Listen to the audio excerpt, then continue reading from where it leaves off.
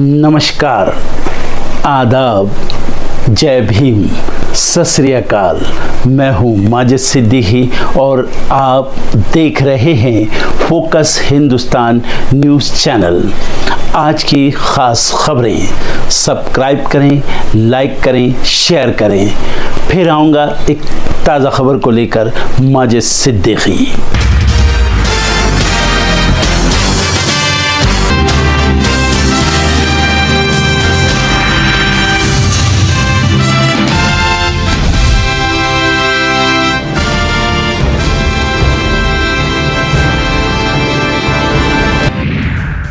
Brazil के Rio de Janeiro पहुंचे PM Modi. G20 सम्मेलन में जलवायु वार्ता पर होगी दुनिया की निगाहें। मणिपुर मामले में अमित शाह ने की हाई लेवल बैठक, शांति बहाल के लिए अधिकारियों को दिए सख्त निर्देश।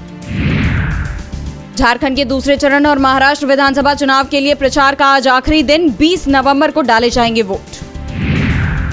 आज दरभंगा पहुंचेंगी वित्त मंत्री निर्मला सीतारमण। 1000 करोड़ के लोन का होगा वितरण। अयोध्या में आज होगा भगवान राम का भव्य तिलकोत्सव। जनकपुर से 251 लोग होंगे शामिल। दिल्ली में प्रदूषण का मामला सुप्रीम कोर्ट पहुंचा, याचिका पर आज होगी सुनवाई। आप विधायक अमानतुल्लाह खान की रिहाई के आदेश को ईडी ने हाईकोर्ट में दी चुनौती, आज होगी मामले की सुनवाई। झांसी के मेडिकल कॉलेज में एक और मासूम की गई जान। प्रशासन का दावा 11वीं की जान इंजरी से नहीं बीमारी से गई। दिल्ली में कोहरे का कहर, आईजीआई एयरपोर्ट पर फ्लाइटें 1 घंटे तक हुई लेट। इंडिगो एयरलाइंस ने जारी की एडवाइजरी। दिल्ली में बढ़ा प्रदूषण का कहर, ग्रेड 4 के बाद आज से 10वीं 12वीं की क्लास को छोड़कर सभी स्कूल बंद। लेबनान में इजरायल का कहर जारी, हवाई हमले में हिजबुल्लाह का मीडिया प्रमुख हुआ ढेर। रूस यूक्रेन युद्ध को और बढ़ाने पर तुला यूएस। अब बाइडेन ने जेलेंस्की को लंबी दूरी की मिसाइलों के इस्तेमाल की दी मंजूरी। इजरायल के प्रधानमंत्री नेतन्याहू के घर पर दोबारा हमला, रॉकेट घर के बगीचे में गिरे। रक्षा मंत्री बोले रेड लाइन पार। एआई ने बढ़ाई दुनिया की टेंशन, पेरू में शी जिनपिंग से मिले बाइडेन, कहा इंसानों के हाथ में ही रहे परमाणु बम का नियंत्रण। बांग्लादेश में डेंगू के प्रकोप से 407 की गई जान, 78,595 मरीज अभी भी अस्पतालों में भर्ती। विदेशी निवेशकों ने अपनाई निकासी की रणनीति, नवंबर में बेचे 22,420 करोड़ रुपए की इक्विटी। बिकवाली भरे कारोबार में 2 कंपनियों के एम कैप में हुई बढ़त, एचडीएफसी बैंक और एसबीआई को हुआ सबसे ज्यादा नुकसान। सुधा मूर्ति ने अपने दामाद ऋषि सुनक की जमकर की तारीफ, बोले उन्हें अच्छे भारतीय संस्कार मिले। टमाटर के दाम 1 महीने में 22% घटे, फिर भी 52 रुपए किलो। जरूरी सेवाओं पर पर्याप्त यूजर फीस लगाकर बढ़ाएं रेवेन्यू, आरबीआई का नगर निगमों को सुझाव।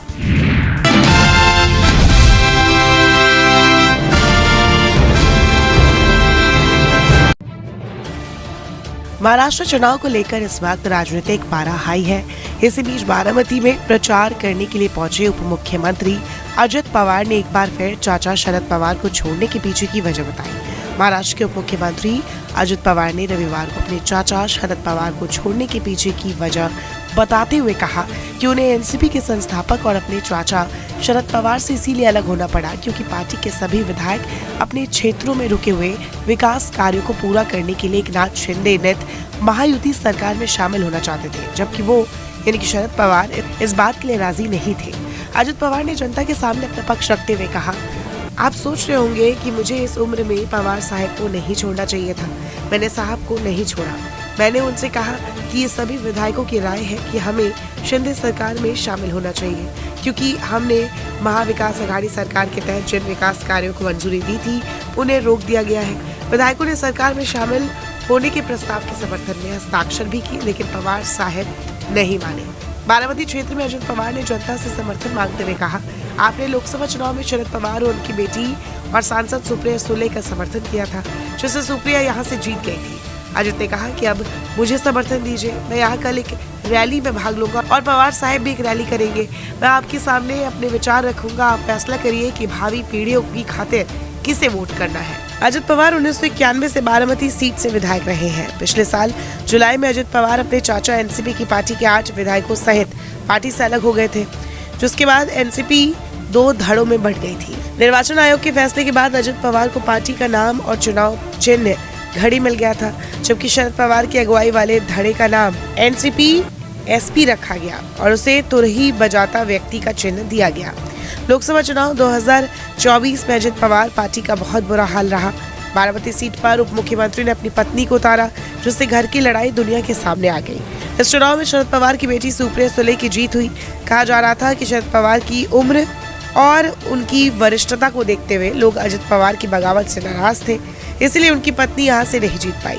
जानकार अजित पवार के इस बयान से यही कयास लगा रहे हैं कि अजित अब इमोशनल होकर हारी हुई बाजी जीतने की कोशिश में है, क्योंकि अगर अजित पवार बारामती सीट इस बार भी गवा देते हैं तो ये न सिर्फ उनकी पार्टी के लिए बल्कि उनके लिए एक बड़ा झटका होगा।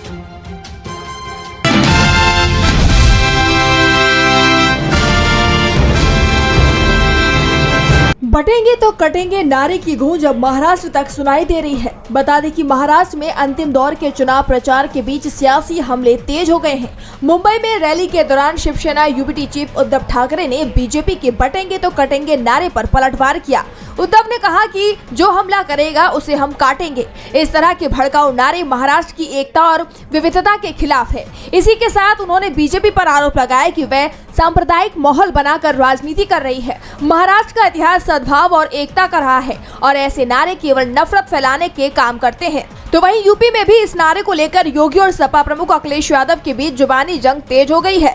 अखिलेश ने इस नारे को नफरत फैलाने वाला बताया और योगी सरकार पर निशाना साधते हुए कहा कि ऐसे भड़काऊ बयान सिर्फ समाज में तनाव बढ़ाने का काम करते हैं। जबकि योगी सरकार में मंत्री केशव मौर्य ने भी इस बयान का समर्थन न करते हुए पीएम मोदी के एक रहोगे तो सेफ रहोगे के नारे का समर्थन किया।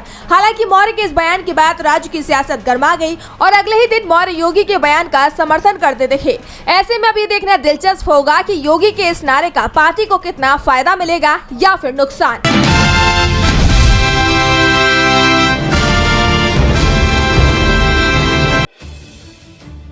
महाराष्ट्र में विधानसभा चुनाव प्रचार अब अपने आखिरी दौर में है। राज्य की 288 सीटों पर 20 नवंबर को वोट डाले जाएंगे। ऐसी स्थिति में 48 घंटे पहले यानी 18 नवंबर की शाम को प्रचार थम जाएगा। इस बार की चुनावी लड़ाई मुख्य रूप से दो गठबंधन के बीच में है, जिसमें एक तरफ सत्ताधारी महायुति है और दूसरी तरफ विपक्षी महाविकास अघाड़ी। दोनों ही गठबंधन के नेता चुनाव प्रचार में वोटरों को लुभाने के लिए हर तरह की कोशिश कर रहे हैं ताकि विजय हासिल हो पाए। इस बार के चुनाव में मुख्यमंत्री पद को लेकर भी संशय की स्थिति बनी हुई है। ना तो महायुति की ओर से मुख्यमंत्री का चेहरा घोषित किया गया और न ही महाविकास अघाड़ी ने बताया कि कौन उनका मुख्यमंत्री उम्मीदवार होगा।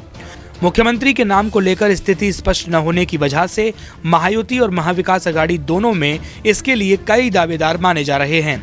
महायुति की बात करें तो इसमें मुख्यमंत्री पद के लिए 3 दावेदार माने जा रहे हैं। करीब करीब यही स्थिति महाविकास अघाड़ी की तरफ भी है। यहाँ उद्धव ठाकरे को लेकर कहा जाता है कि वो पहले से ही खुद को सीएम पद की रेस में मानकर चल रहे हैं, लेकिन नाम किसी ने नहीं लिया है। वहीं कांग्रेस की ओर से नाना पटोले सबसे प्रमुख चेहरा हैं। यही स्थिति शरद पवार गुट की एनसीपी में भी देखने को मिली है। शरद गुट की ओर से सुप्रिया सुले का नाम चर्चा में है, लेकिन ऐलान अभी तक नहीं हुआ है। मौजूदा समय में सरकार की कमान जरूर एकनाथ शिंदे के हाथों में है, लेकिन मुख्यमंत्री पद के दावेदारों में एनसीपी नेता अजित पवार और बीजेपी नेता देवेंद्र फडणवीस का नाम है। फडणवीस समय समय पर एकनाथ शिंदे की तारीफ जरूर करते नजर आते हैं, लेकिन सीएम पद को लेकर अभी तक कोई बात नहीं कही है। शिंदे मुख्यमंत्री जरूर हैं, लेकिन इस चुनाव में अगर महायुति को जीत मिलती है तो उनकी सीट बरकरार रहेगी या नहीं, इस पर भी संशय बरकरार बना हुआ है। इसके पीछे कई वजह भी हैं। महायुति में सीट शेयरिंग की बात करें तो बीजेपी सबसे ज्यादा 149 सीटों पर चुनाव लड़ रही है, जबकि शिंदे गुट की शिवसेना 81 और अजीत पवार की एनसीपी 59 सीटों पर मैदान में है। सीट शेयरिंग में बीजेपी का पलड़ा भारी नजर आ रहा है। बीजेपी के पास बहुमत से ज्यादा सीटें हैं। बीजेपी की ओर से देवेंद्र फडणवीस मुख्यमंत्री भी रह चुके हैं, भले ही शिंदे सरकार में वो डिप्टी सीएम की भूमिका में हैं। इसीलिए मुख्यमंत्री पद को लेकर उनकी भी दावेदारी से इनकार नहीं किया जा सकता। हालांकि वोटिंग से 2 दिन पहले भी सीएम पद को लेकर सभी नेता खामोश हैं। कुछ यही स्थिति महाविकास अघाड़ी में भी है। यहाँ सीएम पद को लेकर दावेदार तो कई हैं, लेकिन पार्टियों के नेता खामोश हैं। महाविकास अघाड़ी में महिलाओं की भूमिका को लेकर भी चर्चा है। शरद पवार ये बात कह भी चुके हैं कि महिला मुख्यमंत्री बनाने में कोई आपत्ति नहीं है। इसके बाद से सुप्रिया सुले के नाम को लेकर चर्चा हो रही है। मुख्यमंत्री चेहरे के लिए जोर आजमाइश को लेकर शुरू में उद्धव ठाकरे का नाम भी उछला। कई मौकों पर वो फील्डिंग सजाते हुए भी नजर आ चुके हैं। सीटों के लिहाज से देखें तो करीब करीब तीनों दल बराबर सीटों पर चुनाव लड़ रहे हैं। महाविकास अघाड़ी में कांग्रेस भी मुख्यमंत्री चेहरे पर खामोश है। सियासी गलियारों में इस बात की चर्चा हो रही है, अगर नाम को आगे बढ़ाने की बात आएगी तो पार्टी नाना पटोले को आगे बढ़ा सकती है। लेकिन फिलहाल सभी की नजरें चुनाव पर हैं। महाराष्ट्र में नाना पटोले की गिनती पार्टी के सीनियर और कद्दावर नेताओं में होती है। बड़े मराठी नेता के रूप में भी वो अपनी पहचान रखते हैं। एक तरह से कह सकते हैं तो महाराष्ट्र विधानसभा चुनाव में एक मुख्यमंत्री पद के लिए 6 उम्मीदवार मैदान में हैं।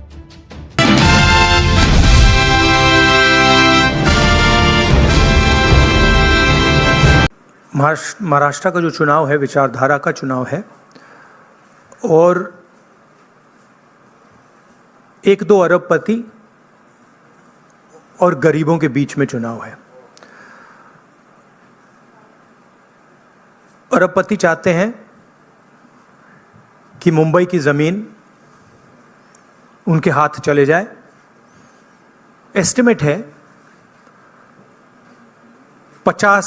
1 लाख करोड़ का एस्टिमेट है। एक अरबपति को 1 लाख करोड़ रुपए देने की बात है। ये बैकग्राउंड मैं आपको दे रहा हूं।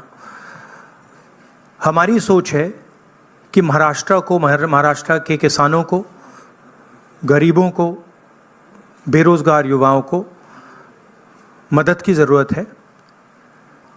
रोजगार, महंगाई मेन इश्यूज हैं और हमने क्लियरली बोला है, हर भाषण में मैं बोलता हूं कि हमारी फोकस महिलाओं की मदद करने का है। 3,000 रुपये हर महिला के बैंक अकाउंट में हम डालेंगे। फ्री बस ट्रैवल होगा महिलाओं के लिए। किसानों के लिए 3 लाख रुपए तक का कर्जा माफ होगा।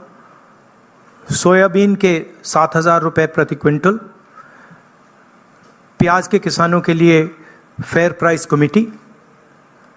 फेयर एमएसपी कपास के किसानों के लिए। कास्ट सेंसस जो हम तेलंगाना में, कर्नाटक में करवा रहे हैं, वो हम महाराष्ट्र में करवाएंगे। हम जानना चाहते हैं और महाराष्ट्र की जनता को बताना चाहते हैं कि किसकी कितनी यहाँ पे भागीदारी है।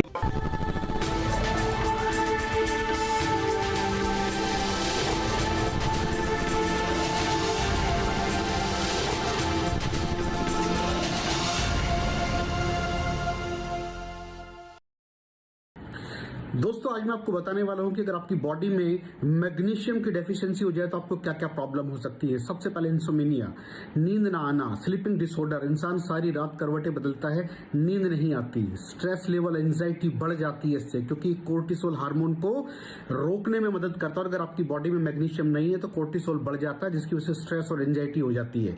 मूड स्विंग्स, इंसान को पता नहीं चलता उसके मूड स्विंग्स होते हैं, थोड़ी थोड़ी देर में गुस्सा आना, थोड़ी थोड़ी देर में चिड़चिड़ापन होना, क्योंकि ये सेरोटोनिन हार्मोन को बढ़ने में मदद करता है। अगर आपकी बॉडी में less magnesium is equal to less serotonin, और सेरोटोनिन हैप्पीनेस का हार्मोन है। अलावा इसके ये फटीग को भी कम करता था। अगर आपकी बॉडी में मिनरल डेफिशिएट है, अगर आपकी बॉडी में मैग्नीशियम नहीं है तो आपको थकावट बहुत जल्दी फील होगी, जरा सा काम करती है आपकी बॉडी थक जाएगी।